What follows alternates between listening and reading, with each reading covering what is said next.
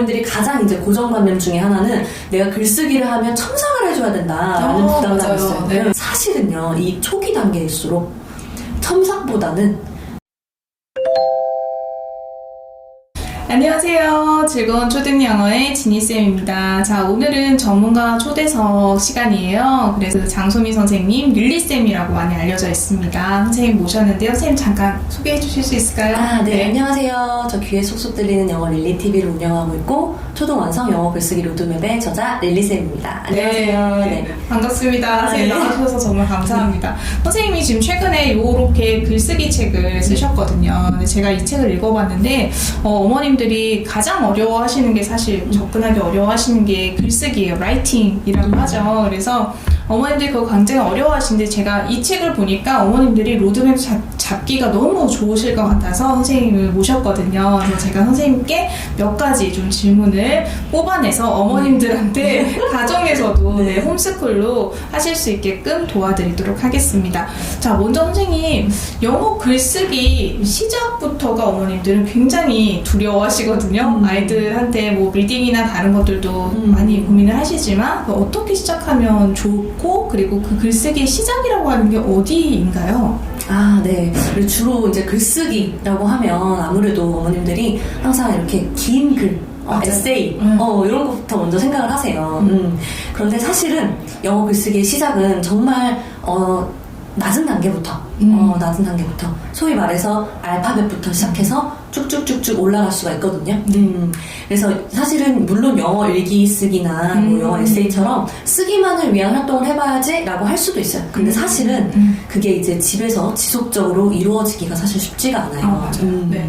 그러다 보니까 저는 중요한 게 결국에는 쉽게 지속적으로 부담 갖지 않게 할 수 있는 방법들이 특히 집에서는 굉장히 중요하다고 생각을 하거든요. 그럼 선생님, 그 알파벳 쓰기부터가 쓰기 시작인 거죠? 네, 알파벳 그렇죠. 쓰기도 잘 안 되는 친구들한테 혹시 일기 쓰기를 강요하거나 그러면 안 되는 거죠? 네, 아무래도 이제 우리 아이 단계에 맞게 저는 그 연결을 굉장히 항상 강조를 드리고 있어요. 네. 그러니까 이게 오늘 뭔가 쓰기 해야지, 라이팅 해야지 막 하는 것보다는 그냥 내가 지금 기존에 하고 있는 것들, 기존에 하고 있는 게 있다면 거기에 내가 어떻게 하면 조금 더 마지막에 마무리를 할 때 쓰기를 좀 더 해볼 수 있을까?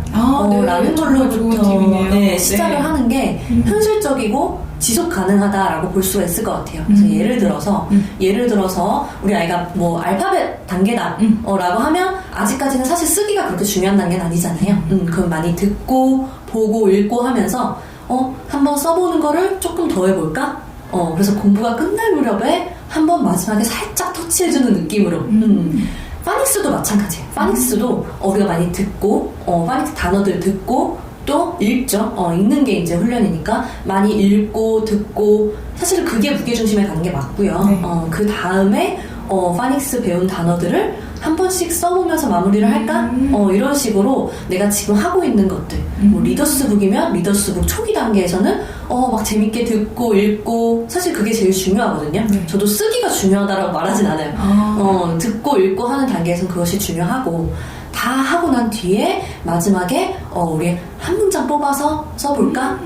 아니면 뭐 주어만 바꿔서 한번 네 문장으로 만들어 볼까? 라고 하면 사실 한 문장 쓰는 거는 아이들이 그렇게 막 엄청 싫어하진 않거든요. 그러니까 집에서는 특히 싫어하지 않게 작게 그런 식으로 좀 시작을 해주는 게 중요한 것 같고 이게 조금 이어지다 보면 아이들이 어느 순간 좀 자신감이 생겨요. 그럼 그때부터 이제 조금씩 분량을 늘려가면은 충분히 영어 글쓰기 이렇게 할 수가 있습니다. 그러면 그 아이들이 거의 필사처럼 이렇게 한 문장을 뽑아서 쓰는 거니까 부담감도 없고요. 아이들이 그걸 많이 익히면서 좀 익숙해지기도 하고 그 문장이 그렇죠. 그래서 그것부터도 우리가 글쓰기, 라이팅이다 할 수 있다는 거죠, 선생님. 네, 훈련을 하는 단계가 되는 거고 그래서 내가 지금 하고 있는 거에 진짜 뭐 정말 5분이라도 더 해주자. 내가 뭐 단어를 외우고 있으면 단어가 들어간 문장을 써보면 되는 거고 내가 이걸 위해서 뭔가 특별하게 하자 이러면 사실 조금 집에서 지속적으로 하기가 좀 어렵고 부담스러울 수 있거든요. 그래서 그런 부분이 있고, 또 한 가지 제가 말씀을 드리고 싶은 거는 일단은 글쓰기 하면 아까 글 이렇게 상상하신다고 하기도 했지만, 또 어머님들이 가장 이제 고정관념 중에 하나는 내가 글쓰기를 하면 첨삭을 해줘야 된다라는 부담감이 있어요. 그래서 내가 빨간 펜으로 고쳐서 아이가 그거를 다 쓰고 내가 할 수 있어야 되는데 영어 실력이 안 된다라고 해서 처음부터 이제 포기를 하시는 경우가 있는데, 사실은요, 이 초기 단계일수록 첨삭보다는 아이가 일단 쓰고 거기에 대해서 아주 구체적인 칭찬을 해주는 것. 예를 들면 뭐 이게 그냥 잘 썼네 이거는 좀 성의가 없죠. 예. 그래서 이제 저는 이제 가르치는 사람이다 보니까 그게 눈에 보여서 실제적으로 그렇게 하는데, 이제 예를 들면 뭐 단어 스펠링 저번에 못 썼던 거를 썼네. 예. 그리고 이런 어휘를 갖고 왔네.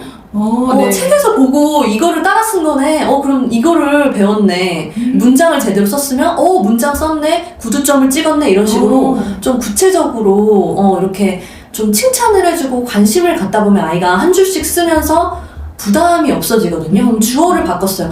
이번에 또 주어를 바꿨네. 이렇게 바꾸니까 되게 내용이 재밌어진다. 이런 식으로 좀 구체적으로 일부러 찾아서 이렇게 칭찬을 해주는 단계가 참 중요한 것 같고, 그럼에도 어머님들이 그래도 좀 고쳐야 되지 않을까? 라고 생각하실 수 있어요. 근데 이제 그럴 때는 아이가 글을 쓰는 것들을 잘 모아놨다가 나중에 아이가 스스로 펼쳐서 한번 생각해 볼 수 있는 기회를 주는 게 굉장히 중요하거든요. 내가 뭐든지 다 막 고쳐줘야지 해서 아이가 써야지 이게 생각보다 그렇게 잘 안 돼요. 아이들이 이제 제가 영어 글쓰기 지도하다 보면 가장 안 해오는 숙제가 뭐냐면 첨삭해온 거 다시 쓰는 숙제. 그거를 제일 싫어하고 제일 안 해서 항상 그런 부분이 제일 고민이었거든요. 근데 집에서 할 때는 더 그래요. 사실 학원에서도 이 정도인데 아이들이 집에서 할 때는 첨삭하고 이걸 다시 쓰고 이게 현실적으로 잘 안 되죠. 그렇기 때문에 일단 부담 없이 쓰고 그거를 나중에 스스로 보면서 네가 틀린 거 아니면 네가 더 잘 쓰고 싶은 걸 스스로 찾아봐 라고 하면 되게 좋아하고 재밌어요. 내가 왜 이때 이걸 실수했지? 그렇지. 시간이 지났으니까 성장을 했고 그게 보이거든요. 그래서 저는 보면 항상 구체적인 칭찬을 해주고 그리고 스스로 첨삭할 수 있게끔 그렇게 기회를 생각해 볼 수 있게끔 기회를 나중에라도 줄 수 있다라는 거 그렇게 기억하시면 좋을 것 같아요. 너무 꿀팁이에요, 선생님. 왜냐면 가정에서 지금 가장 고민하시는 게 사실 첨삭 부분이거든요. 첨삭인데 그거를 꼭 안 해주셔도 되고 구체적인 칭찬만으로도 아이가 글쓰기를 좀 지속할 수 있다라는 말씀을 해주신 것 같아서 굉장히 도움이 많이 됐습니다. 그래서 그러면 실제적으로 지금 우리 기초 단계 아이들부터 어떻게 좀 가이드해야 되는지 말씀을 해주셨는데, 현재 지금 초등 아이들 글쓰기 어느 정도인가요? 이게 사실 뭐 아시다시피 아이들마다 또 지역마다 좀 다른 부분들이 현실적으로 좀 있어요. 근데 사실 예나 지금이나 글쓰기는 원래 어려운 게 맞아요. 사실 이거 한글로 따졌을 때 우리 어머님들도 집에서 일기 써야지 하면 막상 좀 잘 안 되잖아요. 그런 것처럼 저는 오히려 아이들 보면서 이렇게 쓰는 걸 시도하는 것조차 참 대단하다 라고 생각하고, 그렇게 또 표현을 하면 아이들이 되게 좀 자신감 있어 해요. 근데 이제 아이들 보면 영어 글쓰기 시간이다라고 하면 힘들겠다. 진짜 싫다. 이런 친구들이 있거든요. 근데 이런 친구들이랑 같이 이제 글쓰기를 하다 보면 막상 쓰다 보면 아이디어를 내다 보면 내가 이런 이야기를 내고 이게 진짜 글쓰기가 되네? 그리고 막 또 쓰다 보면 집중해서 써요. 그러고 나면 결과물이 나오니까 뿌듯한 거예요. 그러다 보니까 제가 느낀 건 뭐냐면 어려운 건 당연하다. 그런데 그런 것들을 할 수 있는 기회를 조금씩이라도 자꾸 주고 해볼 수 있게끔 하면 본인이 이렇게 성취감을 느껴가면서 충분히 늘려갈 수 있다라는 겁니다. 그래서 어렵고 대단한 일이라는 걸 먼저 인정해주고 이거는 사실 아이들이 많이 좌절하거든요. 특히 중학생 같은 경우에도 제가 보면 수행평가 두고 나서 이걸 어떻게 써야 되나 어려운 게 당연하다. 그런데 하나씩 생각을 꺼내보고 막상 쓰다 보면 된다라는 걸 하고 직접 그걸 경험을 하면 아이들이 자신감을 쌓아가는 경우가 많거든요. 근데 특히 이제 요즘에는 워낙 영상의 시대, 또 짧은 것들의 시대이다 보니까 아이들이 무언가를 깊게 생각하고 그것들을 표현하고 하는 것들을 되게 귀찮아하고 싫어해요.